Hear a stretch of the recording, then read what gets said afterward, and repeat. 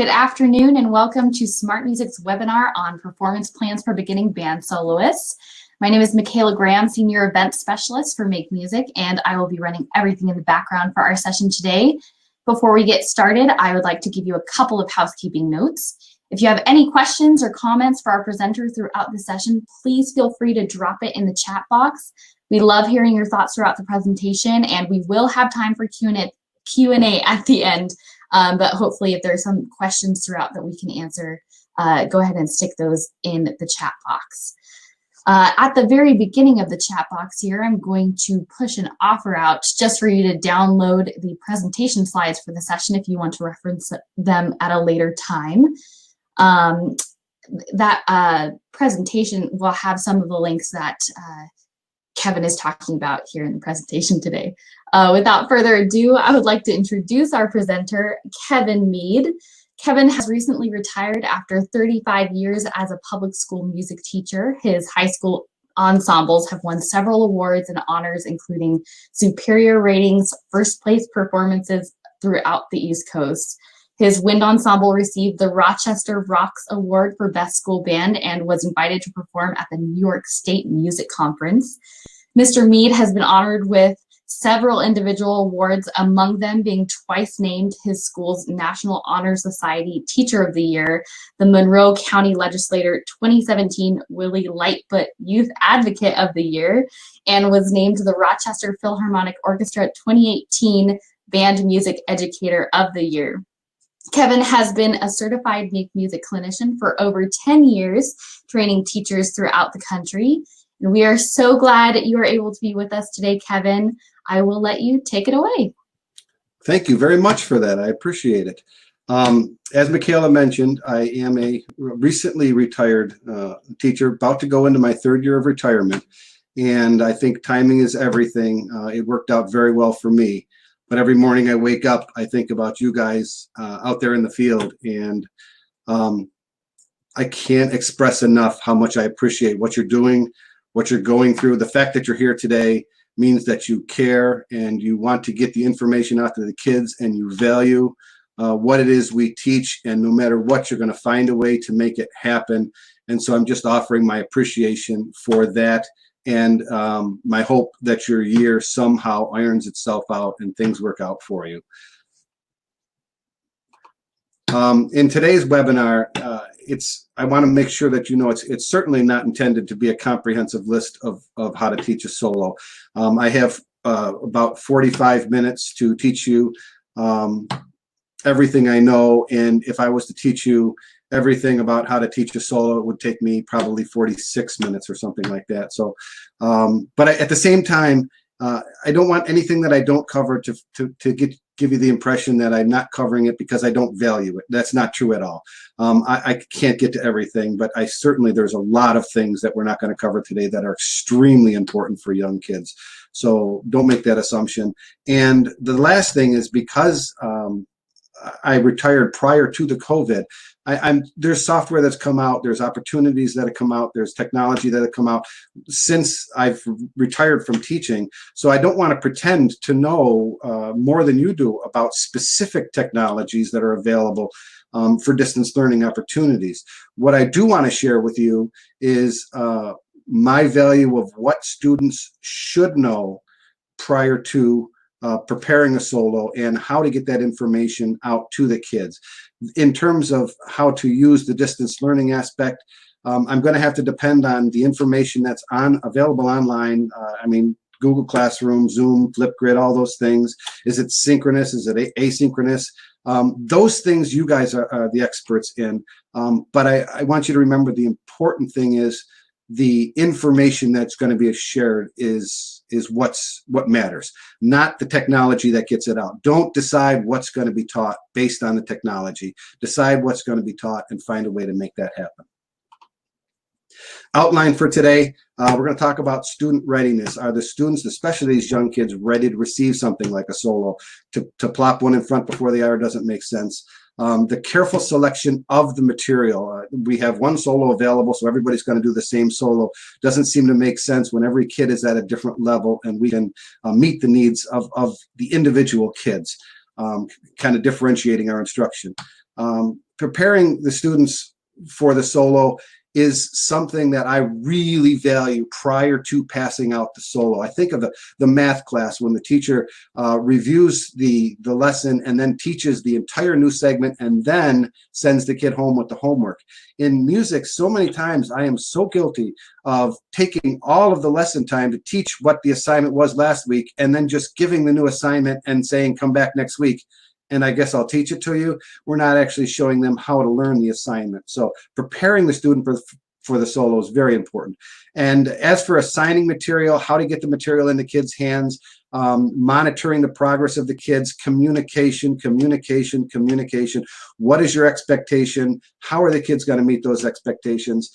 And because of the situation as it is, we don't know how people are going to be in school this year. I don't know if you're going to be online. I don't know if you're going to be partially online. I don't know if you're being, I don't think maybe many of you know, but maybe some time-saving ideas that will help get through all of this. And I am going to make several SmartMusic references, and I'm making them because that's how I taught. My distance learning with the kids was asynchronous through SmartMusic. I'd make them assignments and so forth. And so I'm going to refer to a lot of that. That doesn't mean that's the only way to do it. That just means that's the way I'm to do it. What I want you to get out of it is the material, not the process. Student readiness. When and why to introduce a solo. First of all, the method book etudes are great. We love them, but they can get monotonous after a while. Solo is just something a little bit longer, a little more challenging for a kid. Perhaps a child is doing some great things and just keeping up with everything, and you just want to send them a reward. A big solo. This is a major thing. The solo would be great to have. Musicianship skills. Yeah, we could learn a few things in an 8-measure phrase, but wouldn't it be nice to put a whole bunch of things together, put a form together? Musicianship skills, when the kid is ready to have those skills, the solo will help them get them. I think most importantly, longer term practice skills. When you assign an 8-measure etude, the kid practices the etude until he gets it and then submits it, correct or incorrect. The solo that you prepare for the kid is going to take a little bit longer to get ready. It could take a month, it could take 2 months. So what are the practice skills necessary? Do we slow it down? Do we do all the steps that you and I both, we all know? We've got to teach those skills to the kids step by step. So that's why I think it's huge to teach a solo to the kids at the younger ages. If there's festivals in your state, solo festivals are great. If you wanted to come up with some sort of midterm exam, it's a great opportunity for that, some major project. If there's a student that's interested in a specific genre and the kid is just kind of losing a little bit of focus on you, perhaps giving him something in that genre, say it's theater, say it's rock, say it's whatever, you could give them a solo in that genre and boost up that energy again and keep that moving for them. Another great time to use solos is a special time of the year, a Christmas time, a Christmas solo, as opposed to just playing a melody. We did a bunch with Halloween. Great time to just have a sight reading festival of Halloween music. So a lot of opportunities to teach solos. But the important thing is to make sure that the kids succeed at a younger age. If you're going to set them up to fail, they are most likely going to fail. And that's not what we want to do. We want them to succeed, so we have to set them up to succeed. And I've got a good friend and partner that did a workshop last year, I think it was. He taught technology and music at the college level. And he spoke quite eloquently about the importance of separating technological skills, and the musical skills. We don't want the two to intermix. We want to make sure that the kids have the technology knowledge in order to produce the product that you want. Is their software working? Can they make a video? Can they send you the video? Does the microphone work? Do they know how to operate their computer? Those things are separate from the musical skills. If you give a musical assignment to someone that doesn't have the technology skills, you're not going to know if their information lack is because of the musical skills or because of the technology skills. So address the two things completely separately. And then more and more, I heard it from people, that went through this, and I went through it in a small way, teaching a course at a local college. I had the kids for about 5 weeks, and then we went completely online, and those kids, you know, college level kids just shut down on me. It's so important to make this process fun, because we've got to keep the kids engaged in order to make them successful. So let's try to do that. The material that you select, you probably have a library full of solos. You have hard copies of everything. You know where to go and find them. They're there, look. But what I'm suggesting is think about the kid and think about what specifically would help that kid. And to look through all of those things is important. Let's not put that aside. But before we do that, let's do a quick survey question. We'll call this survey number 1. If you could respond in the chat room, we'd appreciate it. Do you currently use SmartMusic? It's just a quick maybe yes or no, or maybe a lot or just a little. Kind of give us a little information about how you're using it, because I'm going to refer to it right now.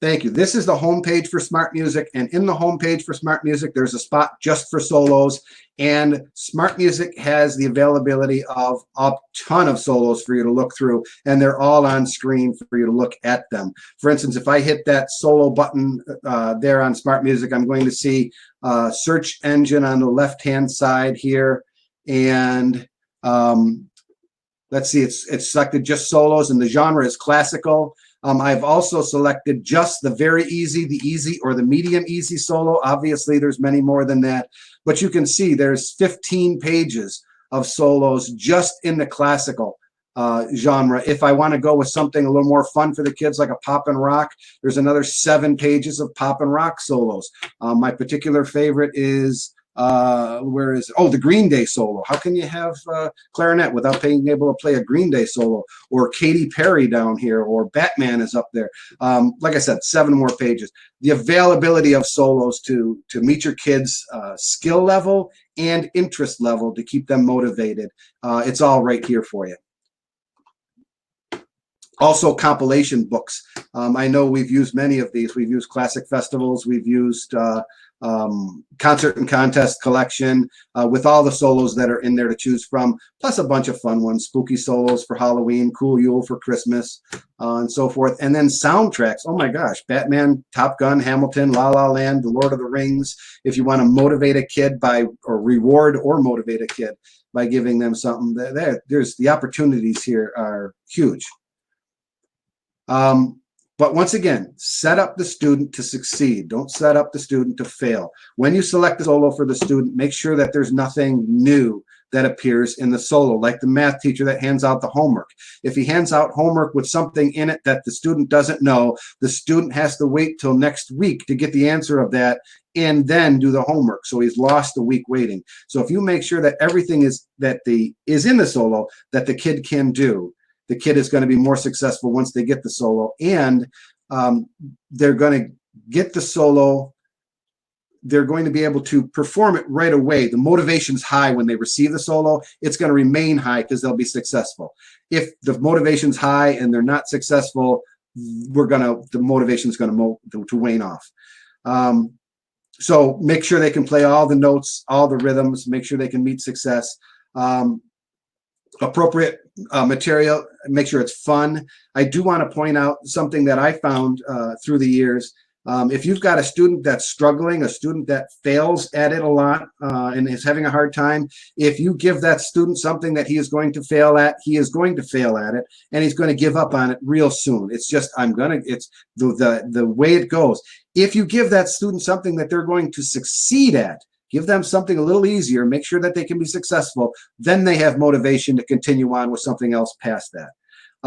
By the same token, if you've got a student that's advanced and doing really well, if you give him something too easy, he's going to sight read through it and he's going to set it aside and never think. But if you can motivate him simply by having him experience growth. I couldn't do this the first time, so I practiced it until I could do it. That motivated kid is going to get better at a faster rate because he's going to feel like the practice session is useful. It's not a waste of his time. Preparing students for the solo. the necessary skills in order to play the solo, the rhythms, the chanting, they're all available in the method books. The rhythms are all there. You probably have a method book. If you're using SmartMusic, you have the opportunity to use a whole bunch of method books to find it. But the way I approached it was I would pick a specific rhythm from that, and I wrote it out. I used Finale, or you could also use SmartMusic, the compose feature, and write out the single rhythm just as it is and clap the rhythm. This is a challenging rhythm. In this case, it was a solo that has a dotted quarter note, eighth note. So the challenging rhythm is in there, but we're just going to clap it. Now, I'm not suggesting that we're handing out this piece of notation for the kids. This is for the teacher's reference at this point. Notation comes after they can do. Once they can demonstrate the knowledge, then you can show them how to read the knowledge that they already demonstrated. Once they can clap it, then they can tongue it on their instrument all on one note so that we get the movement of the tongue to try to fit that. And then if you wanted to show them the notation, what it looks like, that's a great opportunity to do that. Next step, let's put the fingers on the instrument and let's have two fingers go back and forth. Now the tongue and the fingers have to align, which is a whole nother skill. We don't want to start with that skill. We want that to be the next step.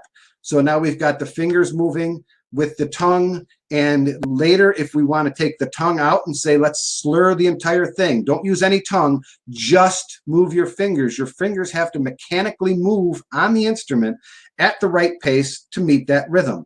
A whole nother skill. And if you want to put things after together, like let's slur the first measure and tongue the next measure, we have started setting up the kid to succeed in playing articulations with that rhythm. SmartMusic has exercises already written out to save you time. If there's something in SmartMusic already under exercises, look up rhythms. You could probably find one that's right there to assess the kid's ability and to develop that skill further if they need more developing by using many of the exercises. It's just a very speedy way, instead of writing it out, to have that information for you. Next is the notes. If there's an accidental in the solo you're passing out, make sure that the kid knows what it is. I remember the first time I passed out a piece with a natural sign in it, and the kid said, "What the heck is that?" It's like, well, I shouldn't have passed it out until we talked about it. And the range of instruments, the clarinet's going over the break, the trumpet's going above a G or an A. If they're not capable of doing it, perhaps a solo that doesn't test that at this point is where you want to start, because if you were to take a trumpet player up to a C that he can only play an A, you're setting him up to fail, and we don't want to do that. If it's a clarinet player that's not ready to go over the break, but the solo you passed out has lines that go over the break, the solo itself is not the good time to teach that. Prior to the solo is a good time to teach that. I picked another method book just out of random here to help you do that, to save some time, because you've got access to all these method books. In Sound Innovation, I opened up the book, and under the search engine, I typed in the word range because I wanted to work on a clarinet player's range. This example came up under range. I didn't have to flip through every page of every book to find an example. Another thing that's really nice in SmartMusic is if you don't know the fingering of a note, the little circle to the left of the note that you're on is how you get the fingering chart. So if the kid forgets what you had taught them the day before or the week before, he has access to that information. And to the right of that is a little speaker where you can play the pitch. And this is hugely important for brass players that have a hard time finding the partial. It'll play the pitch so that they know they're playing the right pitch. I mean, how many notes can you do with first valve?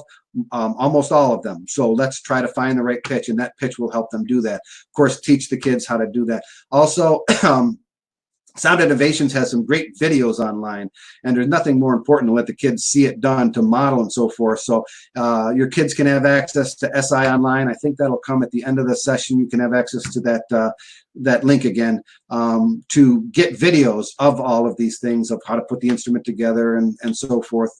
Those are available to you too.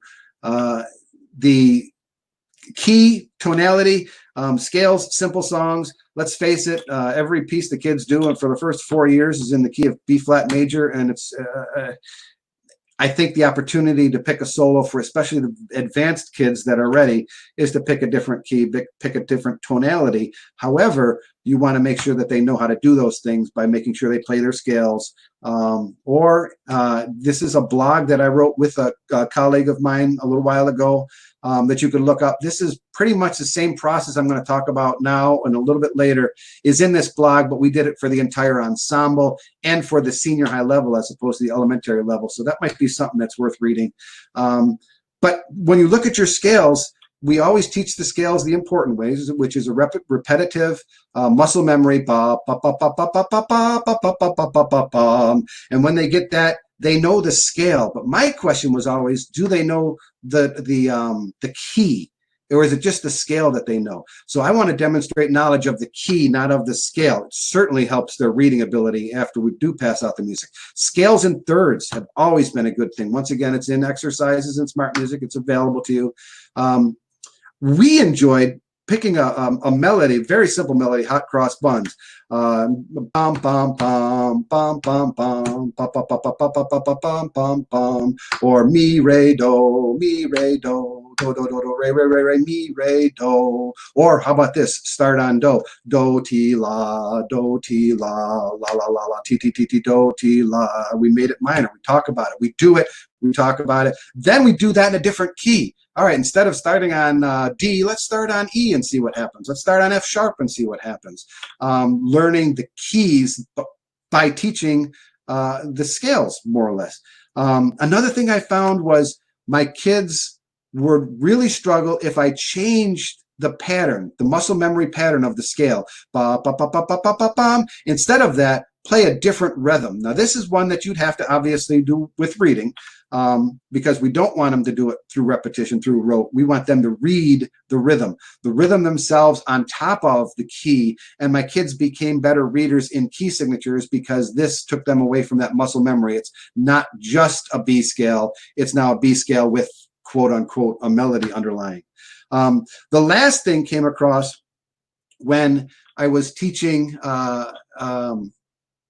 it was high school class, and one kid had missed 2 weeks prior to the final exam, and he didn't get some of his assignments turned in, and one of his assignments was a scale. So I told him, well, go get your instrument, come on in here and play your scale for me, and it took him forever to get his instrument. I went out in the hallway, and he wasn't in the hallway, he was in another practice room with a computer on, with his SmartMusic assignment on, because he was going to look at the SmartMusic assignment with the scale, and that's how he was going to perform his scales. That's when it came to my mind that I'm not really teaching keys, I'm just teaching them how to read a B scale or a D scale or whatever it happens to be. So I created this little thing, playing around a little bit in Finale, where you can take the note heads out, take the key signature out, and you can still assess to find out if they know the scale without actually seeing the scale. I thought I'd take just a quick moment to show you how to do that. If we could get to share the screen here. You're going to see something real funky, I think, at first. And then I'll plop over here to Finale. Here's a concert F major scale, very simple pattern written out. All I'm going to do is I've got my selection tool, and I'm going to hit Control A, or simply just drag the entire thing. And then I'm going to go to Utilities, and I'm going to go to Change, and I'm going to go down. Are you supposed to be sharing your screen, Kevin? I am. Oh, I don't see it. Can you try it one more time? Sure. Stop sharing first, you think? Yeah, stop sharing and try it again. Okay, let's try that. Sorry about that, folks. I'm there. Now I'm going to go to Turn Share Screen On. Click on that and hit Share. What do we got now? There you go. I see it. Beautiful. Okay, sorry about that. I'm going to go back here and I'll start over. They got the F major scale. I can select all with Control A, or like I said, I can drag it and select everything. Go to Utilities, and under Change, find Note Heads. So right now I have all the note heads are regular note heads, but I want to change them to no note heads. So I'm going to select a note head for the change, and all I'm going to do is I'm going to find one that has nothing written in it. I don't know what all these things mean, to be honest with you, but there's a blank one. So if I select that and I hit OK, all the note heads are gone, and all I have is the stems. The scale is still there. If I were to hit play right now, you'd still hear an F major scale. Now, I did this and that looked kind of cool, but the kids still see the key signature. So we've got to get rid of the key signature. So, excuse me, I'm going to right click on the blue area, and then I'm going to go to Edit, Measure, Attributes. And down here, key signature, show if needed. Well, I don't want it. I want you to always hide it. Hide it. It's still there, but hide it from view. The key signature goes away. If I play this, it's still going to sound like an F major scale. All right. The problem is Finale doesn't assess the kids. So I have to get this over to SmartMusic somehow. And I want to go through that really quick. It won't take long at all. I'm going to export it to a Music XML. Anything I'm doing now is available on videos on the SmartMusic website and so forth. You can find all this. I'm going to call this F major scale. I already did it the other day, so it's there. I'm just going to remind it that it's already there. And now I'm going to go to SmartMusic, which is up there. Where'd it go? There. Oh, let me see. Maybe if I close Finale. No, don't say changes. I just got to find my, there it is. Back on SmartMusic here, I'm going to go over in my little dashboard area, and I'm going to go to Compose. And once again, this is all available for you to look up how to do. I'm showing you something that you can do, but to learn how to do it, you might have to do more of a step-by-step. Go to the Music XML file. I find that F major scale that I created, the Music XML, and I click on that. I can double-click on it. And it's going to appear here on this screen in SmartMusic. Now, SmartMusic doesn't know what instrument plays it. And I happen to have piano. I could change that to any instrument I want. Let's pick a flute. And then I'm going to change it. And now okay. And now the F major scale appears. This is accessible. In other words, if I hit record, the kid plays along, it will tell them if they played the right or wrong notes, or more importantly, it will tell me if they know how an F major scale is played without being able to see the F major scale. So that's going to keep me updated with how the kids are playing. Okay, so let's go back to the screen. And next page is articulations, call and response. This was such a huge advance for me when I realized that teaching articulation by looking at it doesn't always work. Teaching it by listening to it is a much better way. So the kids are not seeing this page at all. This page is simply for the teacher. I'm going to play a pattern, and I'm going to have the kids imitate the pattern. Da da da da da da da da dum. Da da da da da da da da dum, and the kids would play da da da da da da da dum, and those that can't play it, I'd repeat it da da da da da da da dum, da da da da da da da dum. They're not getting their eyes confused by looking at the screen. They're simply listening to what's happening around them and trying to imitate what's happening around them. I found that their articulation abilities improved because they're listening. They're not just looking at.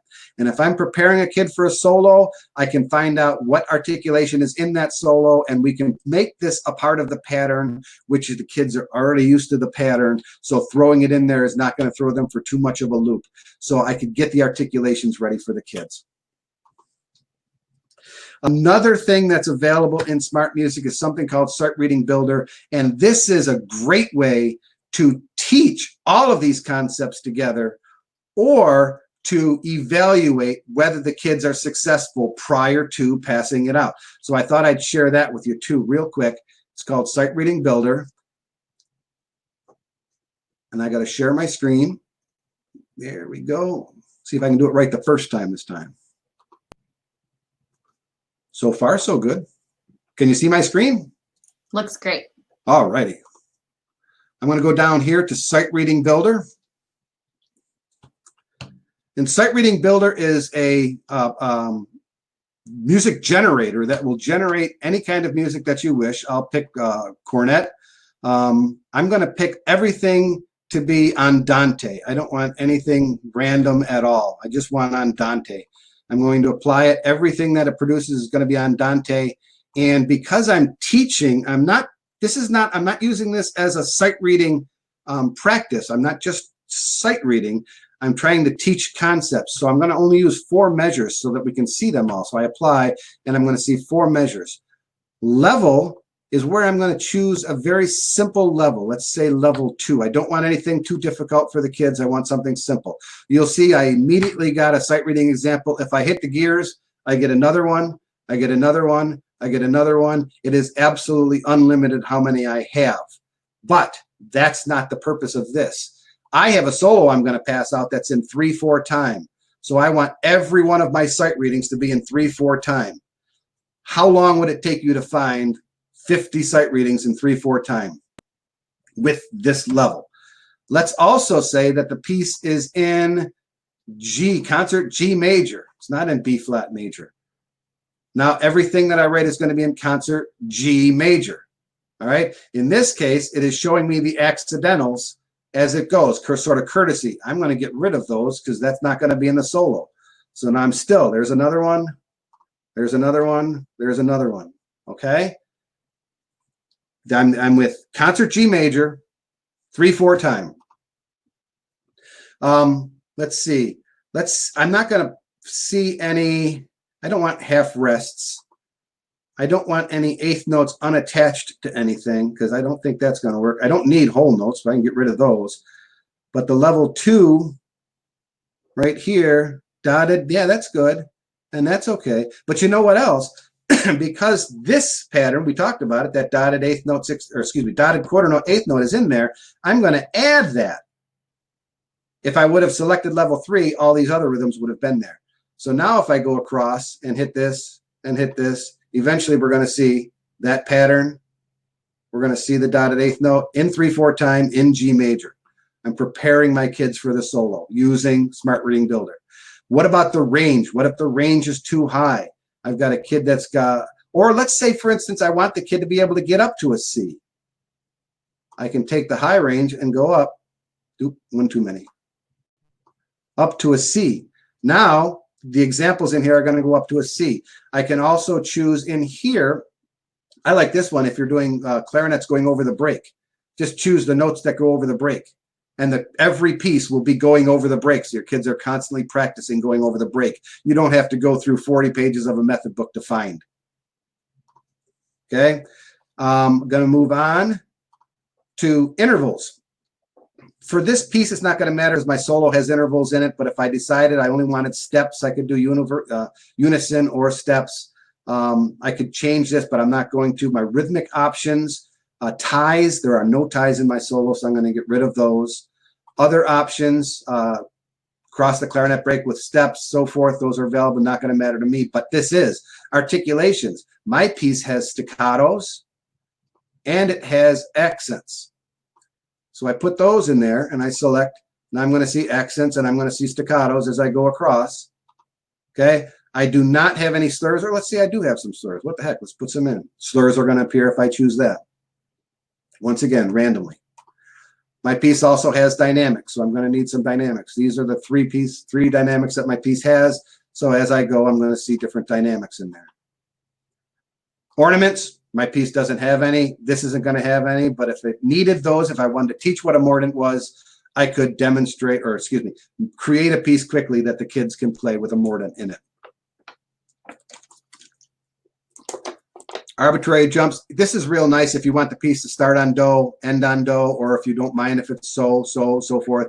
But other than that, that's fine. Options for this. Rhythmic diversity is, it's going to be really repeated. Notice every measure is the same rhythm there.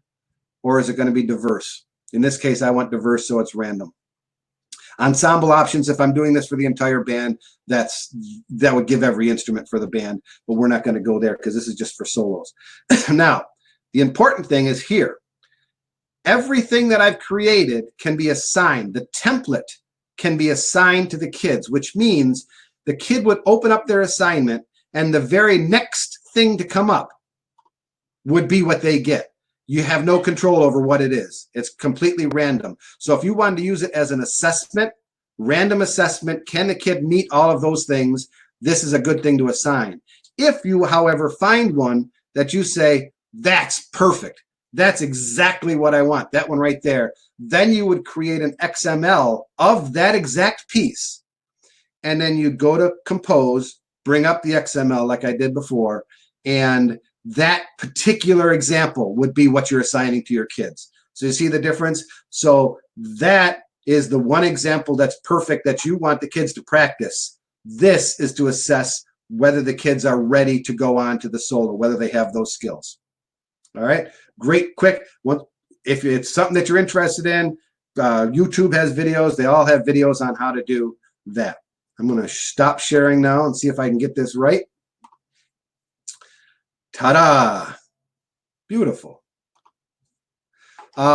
Last thing is the other skills. Dynamics, tone. I mean, dynamics are easy because P means soft, F means, but how do you teach tone? How do you teach form? How do you teach intonation? It's something that the ear has to do, phrasing. So to try to teach it any other way doesn't make much sense to me. For instance, I'm going to teach my kids today about phrasing, and I have to decide how to teach it. I'm going to teach phrase. I'm going to think. I'm going to teach. I'm kidding, of course, because everybody knows the obvious way to teach phrasing is to read from Wikipedia. Musical phrasing is the way a musician shapes a sequence of notes in a passage of music to allow expression, much like when speaking English, and a phrase may be written identically but be spoken differently and is named for the interpretation of small units of time known as phrases. See you guys next week. Don't forget there's a test on this. Perhaps there's a better way to teach something like phrasing, and that would be to get rid of the notes again, to teach the skill, and then to show them the notes and how to relate the skill they have to the notes. So let me give you a quick example. And this is going to cover a lot of things. Pick the solo out. You already have it picked out. Pick a portion of the solo that's kind of easy to sing. Bum ba ba bum bum bum ba ba bum ba ba bum bum bum bum ba da dum. All right, kids, can you sing that? I'll do it one more time. Bum ba ba bum bum bum ba ba bum ba ba bum bum bum bum ba da dum. All right, sing it to me. Oh, that's very nice. Once they're used to that pattern, they can do that. Then you could consider teaching them the bass line. If the piece happens to have a bass line, that's easy enough to sing. And then you could teach them the chords that go along with it. The purpose is when you're teaching chords, you're going to learn about intonation is going to improve because they're hearing chord structure. You're going to hear balance. You're going to hear blend. Teaching them the bass line, all very important things, but all just vocal. The last thing we're going to do is transfer it to our instrument. So it's in our head before it becomes mechanical. All right. We can do it. We can audiate it before we try to reproduce it on this mechanical mess that keeps screwing us up. If the song has words, that's even better, because here's where the motivation can come in. We can sing, how many kinds of sweet flowers grow in an English country garden? Or the second verse, how many insects come here and go in an English country garden? I got an idea, kids. Why don't you come up with a verse? Why don't you make one that sounds kind of cool? All right, now we've got some interest. We've got some people involved. People are trying things. They're composing, all this stuff. Now we teach the bass line. Bum, bum, bum, bum, bum, bum, bum, bum. All the kids sing with me. Bum, bum, bum, bum. Yum, ba da dum, bum, dum, da da dum, ba da dum, bum, bum, bum, ba da dum. For those very adventurous teachers out of there, you can even do solfege. Do, fa, so, do, fa, so, do. And then you could have, once the kid that's really strong, you teach the other kids do, ti, do, ti. Another group go mi, fa, mi, fa. And the last group, so, la, so, la, so. How many songbirds fly to and fro through an English country garden? I'll tell you now of some that you know, and those I miss you'll surely pardon. I don't know if you noticed, but I was phrasing. It came naturally. The kids are doing it. Now we put it on your instrument. Now we know what phrasing is, and now we can have that conversation about what it says in Wikipedia. All right, let's take a quick survey question number 2. Do you happen to know where you're going to be teaching this fall? Not necessarily the district, but maybe like home, part-time, some sort of there, not there, hybrid kind of thing. If you put that information down, that's just great, and it just gives opportunity to find out where people are, because like I said, they could be anywhere. Let's talk about assigning material while you're writing that out. In case you are planning on using SmartMusic, once again, you don't have to use SmartMusic. You can do it other places. It's just what I'm familiar with. make sure that the kids have experienced success with SmartMusic assessments and turning in assignments. Start simple. Make sure they can be successful. If they're having trouble with SmartMusic, suggest they wear headphones. Have them listen to the recordings. Consider grading the recording yourself. Turn in something with a bad grade so I can hear it, so I can tell if it's the computer, if it's your technology skills, or if it's your instrument skills, and then I can address it. All right. Another thing that's available in SmartMusic, and this is kind of new, but if you've been around for a while and you've used it, you've seen this before. Tolerance is adjustment. Tolerance is strict is exactly the note exactly at the right time with the right pitch. Everything is squared in. Whereas a lenient tolerance is like, this is a beginner. Give them a break. It's kind of close enough kind of thing. If you know that ahead of time, the kids will be more successful if you give them an easy tolerance. All right, I've done performed this piece myself just so I could show you the grade. It's the same exact piece done 4 times, the same recording, so I didn't change anything. At an easy tolerance, I received a grade of 89. At a lenient tolerance, the same performance, the grade was still an 89, but you'll notice over here, the third, fourth measure in the second line, the F is red above it, but in the previous one, the F was a little bit late. So in the lenient, I was close. In here, it just said, no, you were off. You were on the wrong beat. When I go to average tolerance, the grade went down to an 85. Same exact performance. And once again, the same exact performance under strict tolerance, I'm down to an 80%. So if the kid is struggling with the assessment, give them the lenient tolerance until they can get the 100 there and then move them up from there so that they can be successful. If you plan to use SmartMusic next year, my suggestion to save you some time for the process that I just went through on how to prepare kids, create units to lay out a practice plan for each solo. You only have to do it once that way. Once you create a unit, you start off, let's see, we're going to do the solo at a slow tempo. We're only going to take a portion of the solo. We're going to do a lenient assessment. My part's going to be on so you can hear their part playing, but no accompaniment. The metronome's going to be on. It's going to be on real loud so you can hear the metronome or the cursor, that green thing that goes across the screen. We want that on so that you can get this correct. Then we're going to start taking things away step by step. Your unit is going to be that step by step taking things away until they can finally play the entire performance.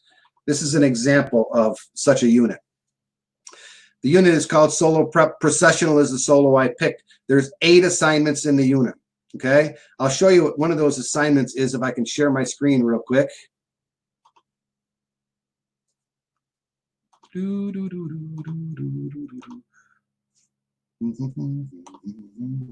There's my live screen on Live SmartMusic. This is the assignment number 1. I'm going to go here and edit it because it's already been written. So edit it will just let me see it. Which edit means I can change it at any time. Assignment number 1, the instructions to the kid are do not submit until you get a 95 or better 5 times in a row. Don't just accidentally get it right once and then send it to me. You've got to get it 5 times in a row. And you've got to get 95% or higher. So that's making sure that the kid has practiced it so that they can do it that many times. And the next statement is, wait for me to let you know it's time to go to assignment 2. You're going to assign all of these at once, but the kid's not going to be able to go to number 2 until you tell him it's okay to go to number 2. Does that make sense? And here's all the patterns of it. It's on the easy assessment, all those things. Here's the piece. For the first step, I only selected a small portion of it. I don't want them working on the whole solo, just a little bit at an under tempo, 99, where the tempo is supposed to be 126, I believe it is. And then the assessment grade, this is where the rubric comes in, is going to be out of assessment, because right now all I care about is if you can play it correctly at the right time. We're not assessing articulation, tone. We're not assessing those things, which SmartMusic can't do. The teacher has to do that. And don't assign it now, do it later. So that's the unit. To create them, all you do is make the template, and then you drag the template into the unit. And then when I hit assign unit, every single one of these gets assigned at the same time. So you don't have to assign 8 different things. That makes sense? That's what a unit is for. All right, we'll stop sharing here.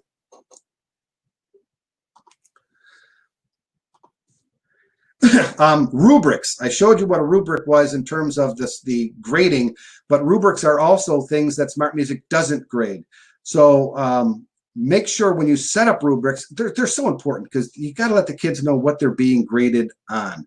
What are you expecting from the kid? It's more than right note, wrong note. So it's more than the computer can tell them. But you want to let them know that you're going to be listening to their tone. You're going to be listening to their articulation. So discuss the rubrics ahead of time. Have a conversation.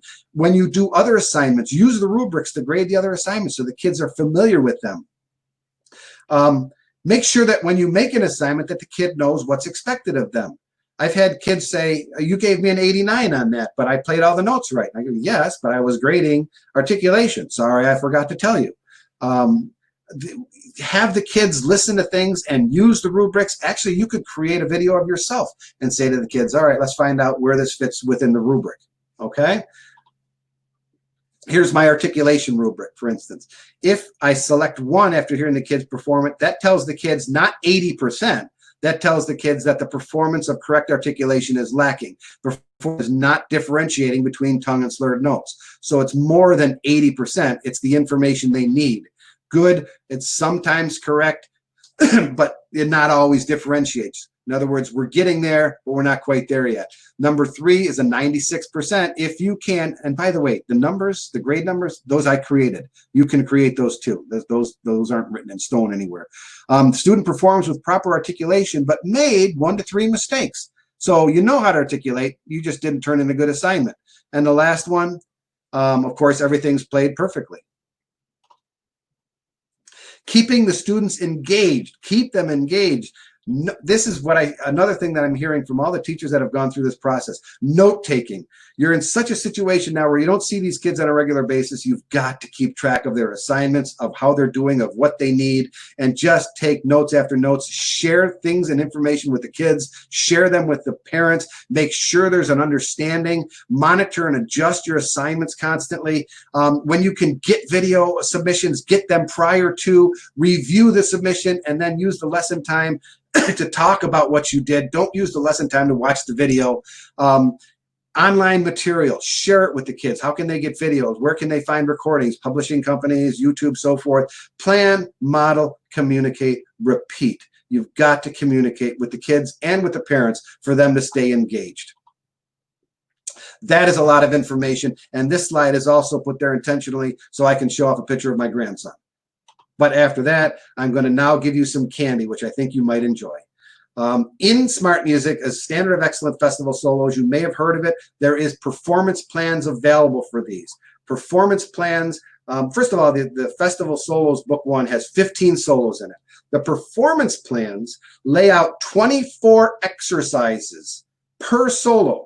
They lay it out as 6 per week, 6 exercises per week, assuming it'll go for 4 weeks. May go longer, may not go as long, but it's pretty much that unit that I set up, already set up for you. So if you select a solo in Standard of Excellence Festival Solos, you have that already set up for you step by step. All right.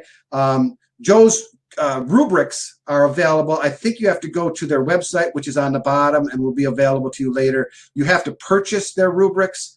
They look something like this. But this is another way to keep copious notes on how your kids are doing along the process, to monitor and adjust their assignments.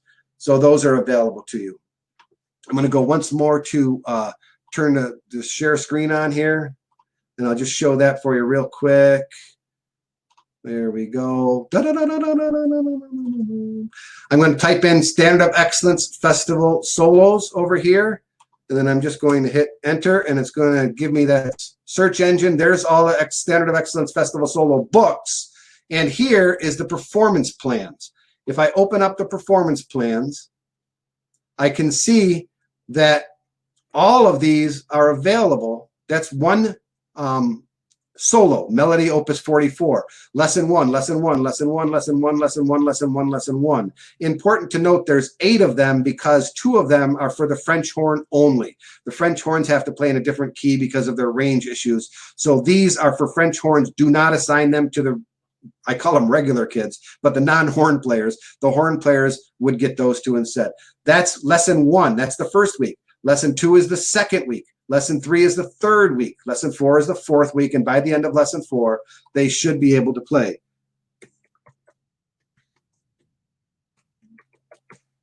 I type in Country Gardens. Here's the song that we just did the melody of.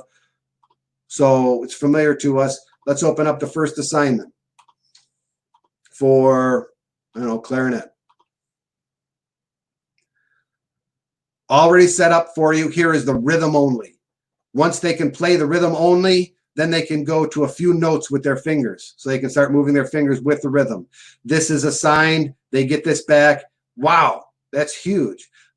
Quick note, the assessment and percussion clap mode have changed in SmartMusic now. When you hit record, you're going to see this. It's either melody or percussive. Melody means that SmartMusic is listening for a pitch. Percussive means it's not listening for a pitch. It's just listening for the rhythm when the hammer is struck or the drum pad. So if you got any percussionists, make sure percussive through microphone is selected, not melody, because it might think the pitch is wrong on the drum. I go to the next one. This is lesson 1. Number 2 is just the B flat scale. So apparently this solo is in concert B flat. That'd be my guess. Here's one that has the drone playing on do, where you can play the pitches above the drone along with the drone so that you can start working on your intonation.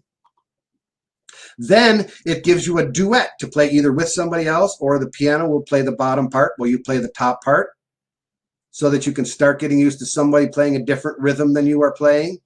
And at this point, we're going to see that French horn one, which we're going to skip. It's the same thing as before, but now it's written in a different key for French horn. Here's the other one, the duet part where you play the bottom. I'm going to skip over the other horn part there. There it is. After the 2-part duet thing, then we start working on slurs and articulation. This is still lesson 1. This is for the 1st week. And then it's going to complete with phrasing. There's the breath marks and so forth. And these are notes that are in there. Dum, da, dum, dum, dum. Once you've done that, you can go over here and click on this, which is linked to the solo itself.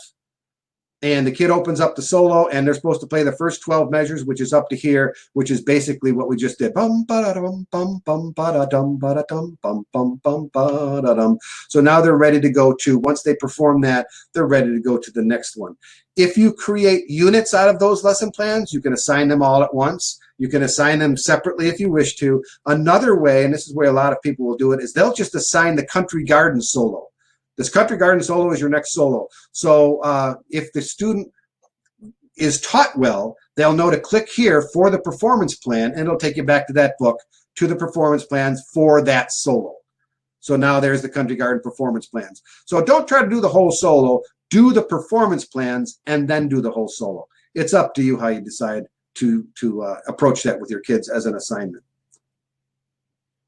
One more thing to mention,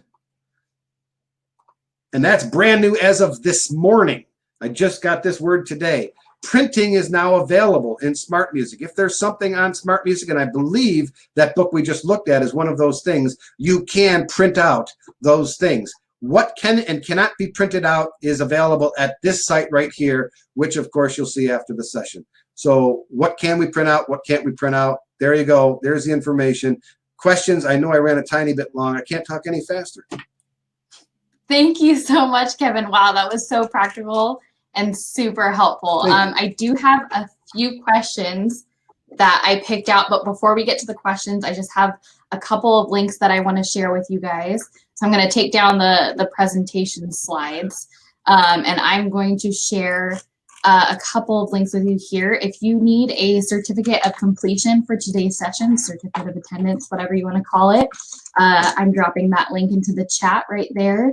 And then also, if you could tell us how we did for the session, go ahead and fill out our survey right there. That would be super helpful. If you have any suggestions, or if there's anything that you want to see specifically from us for webinars in the future, go ahead and drop that into the comments section in that survey. That would be super helpful. And then also another resource I want to share with you is the Educator Toolkit on smartmusic.com. This is just a page where we are dropping a ton of resources that you can use throughout the school year, whether you're looking for more funding for your music program, we have some resources in there. We have our webinar, our future webinar listing in there, as well as all of our archived webinars are going to be listed in there. We have Compose Yourself, some free lessons and assignments that are listed in there, a whole bunch of stuff. So go ahead and check that out. I'm going to go over to our questions now. So I picked out some 4 really good questions. Lisa asked 2 of them. So the first one was, can students access the Sight Reading Builder to create their own with a standard license, or is that just the teacher assigning to the students? That would be the teacher assigning. So the teacher would assign a template, and then the student could go through. Actually, no. Can the student go through other options? But the answer is no. It's just the teacher has access to the SmartMusic Builder, Sight Reading Builder. Okay, perfect. And then when you were speaking about the tolerance and changing that, can the tolerance be adjusted just for notation, or is that the adjusting the tolerance, does that apply to intonation and rhythm and everything? The SmartMusic only assesses rhythm and pitch. So it's only going to adjust, the tolerance is only going to adjust rhythm and pitch. All the other things the teacher is going to grade based on the recording that comes to them. I hope that answers the question. And you can, SmartMusic will automatically grade things, but you can always change what that grade is. You can adjust the grade, yep. Correct, yes. And then Robert asked, how do you verify if they performed that that piece or that sight reading assignment 5 times at 95%? That's a great conversation to have with your kids. And I've had this with many times, having taught at the high school level. Believe me, if there's a way to cheat, they're going to find a way to cheat. But the process is what's important, not the end result. So if you want to learn how to play your instrument, you're going to do it 5 times. Other than that, the only thing it would be to check the amount of time that they spent on their assignments, which you could do through the practice analysis button. You'll find out if they put 4 seconds into all their assignments, or if they put 4 days into all their assignments. So that's another thing to review with the parents. If the students are receiving bad grades and the parents are wondering why, you can go to the practice analysis page and show them that the student's not putting the amount of time necessary to be successful.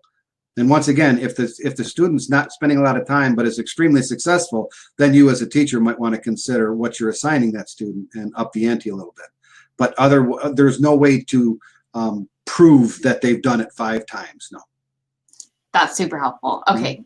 And then Darren asked, the big issue for him is choosing and managing solos and assignments for so many kids.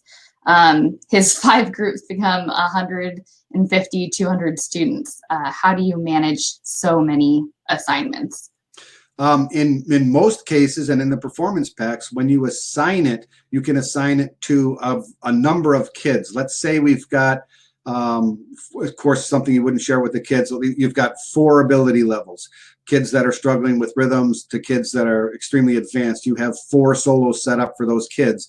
When you assign the solo to that group of kids, those kids will all get the solo in their instrument, as long as you're choosing a solo that's instrument specific. That's not instrument specific. So if it's out of the performance pack, one assignment, the clarinet player can open it and the trumpet player can open it and do the same solo. It's only one assignment. But I'm suggesting don't have everybody in the group do the same solo.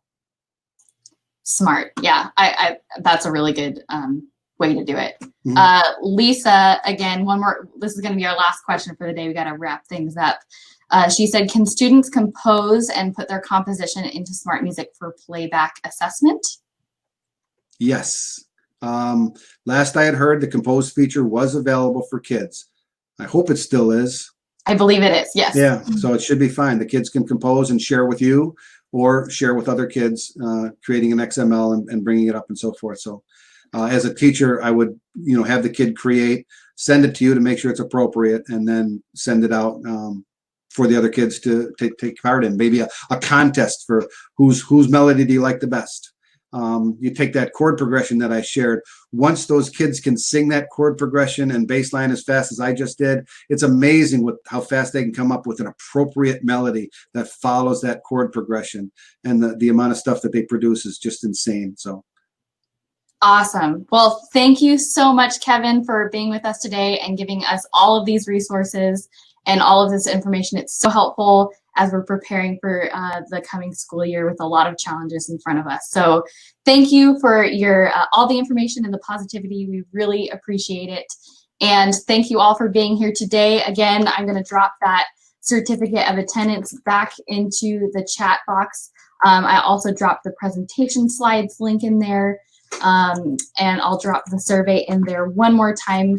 Thank you again for being with us today. We hope to see you at another webinar soon, and have a great day.